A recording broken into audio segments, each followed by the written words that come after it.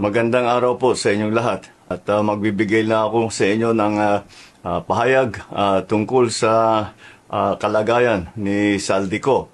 Nananatili po siya sa kustodiya ng Czech Republic at isinasagawa natin ang lahat ng mga kinakailangang hakbang para sa kanyang pagbalik dito sa Pilipinas.